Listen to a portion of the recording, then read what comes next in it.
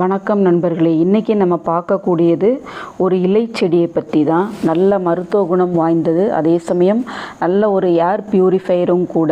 நல்ல ஒரு பார்க்குறதுக்கும் ரொம்ப அட்ராக்டிவாக கண்ணை கவரக்கூடிய விதத்தில் இருக்கும். இதனோட இலைகளும் ரொம்ப வித்தியாசமாக இருக்கும். அந்த மாதிரி ஒரு செடியை பற்றி தான் இந்த வீடியோவில் பார்க்க போகிறோம். பொதுவாகவே செடிகள் நம்ம வீட்டில் அலங்காரத்துக்காகவும் அழகுக்காகவும் சில செடிகளை வளர்க்குறோம். பூக்களுக்காக சில செடிகளை வளர்க்குறோம். சில செடிகளை மருத்துவ தன்மைக்காக வளர்க்குறோம். சில செடிகளை பழங்களுக்காக வளர்க்குறோம். அந்த மாதிரி செடிகள் வளர்க்கும் போது ஏதாவது ஒரு கண்டிப்பாக ஒரு பயன் இருக்கும்.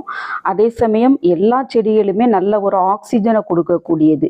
இப்போ இந்த காமிக்கிற செடி முருகூட்டி அப்படின்னு சொல்லுவாங்க. இது மலையாளத்தில் முருகூட்டின்னு சொல்கிறாங்க. ஆனால் சுத்தமான தமிழ் பெயர் என்னன்னு தெரியல. இதோட விஞ்ஞான பெயர் பார்த்திங்கன்னா ஹெமிகிராஃபிஸ் ஆல்டர்னேட்டா.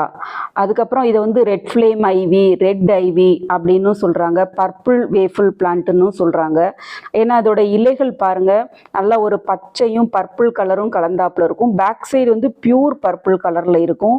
இதில் இந்த மாதிரி குட்டி குட்டி பூக்கள் கூட பூக்கும், வெள்ளை கலரில் பூக்கள் பூக்கும். இதை ஹேங்கிங்லேயும் போடலாம். நல்ல மெடிசினல் பிளான்ட்டுன்னு சொன்னேன் இல்லையா, அதாவது சின்ன குழந்தைங்க கீழே விழுந்து அடிபட்டாங்கன்னா அந்த காயத்தில் உடனே இந்த இலைகளை கசக்கி அந்த சாறு வைக்கும்போது இம்மீடியட்டாக நல்ல ஒரு பலன் கிடைக்கும். அதாவது காயம் பட்டு இரத்த கசிவு, அதிகமான இரத்தப்போக்கு இருந்தால் கூட இந்த சாறு வைக்கும்போது இம்மீடியட்டாக அந்த இரத்த கசிவு நின்றும். பெரிய வெட்டுக்காயங்களாக இருந்தால் கூட மேற்கொண்டு அந்த புண் பெருசாகி சீல் பிடிக்காமல் அந்த புண்கள் சீக்கிரமாக ஆறுறதுக்கும் இந்த சாறு உதவி செய்யுது.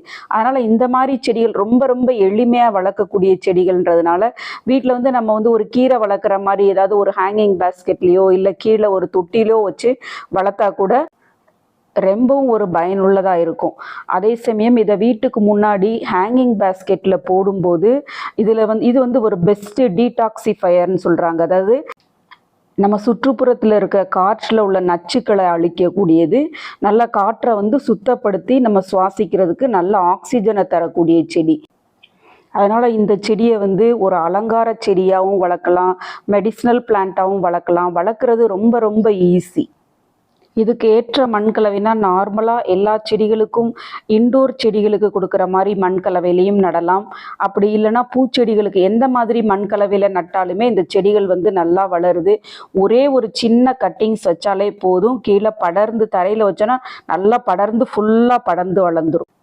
இந்த செடியை நான் விலைக்கு வாங்கலை, ஒருத்தவங்கள்ட்ட கட்டிங்ஸ் தான் வாங்கிட்டு வந்தேன்.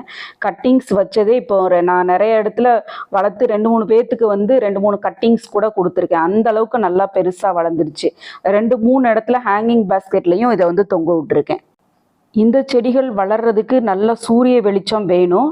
ஆனால் அதே சமயத்தில் ரொம்ப மொட்டை வெயிலில் வைக்க வேண்டாம். ஒரு பார்ஷியல் ஷேடு, அதாவது காலை வெயிலோ இல்லை மத்தியானம் சாயங்கால வெயிலோ ஏதாவது ஒரு 2 மணி நேரம் இல்லை 3 மணி நேரம் வெயில் கிடைக்கிற இடத்துல ஹேங் பண்ணி விட்டாலும் நல்லா வளரும். கீழே தரையில் வச்சாலுமே ரொம்ப நல்லா வளரும். தண்ணீர் டெய்லி கம்பல்சரியாக கொடுத்துடணும். பூச்சி தாக்குதல் இது வரைக்கும் இந்த செடிகளில் வந்ததில்லை. இதுக்கு பெருசாக உரங்களும் நான் கொடுத்ததில்லை. மற்ற செடிகளுக்கு கொடுக்கும்போது ஆர்கானிக்காக மாட்டுச்சாண உரம் மட்டும்தான் இதுக்கு கொடுத்துருக்கேன். அதிலே இந்த செடிகள் நல்லா செழித்து வளருது. இந்த அதிக மருத்துவத்தன்மை வாய்ந்த இந்த முருகூட்டி செடியை நீங்களும் கிடைச்சதுன்னா கட்டிங்ஸ் மூலமாகவோ அப்படி இல்லைன்னா நர்சரிஸில் இந்த செடிகள் கிடைச்சாலோ வாங்கி வளருங்க. உங்கள் வீட்டையும் அழகாக்கும், காற்றையும் சுத்தப்படுத்தும்.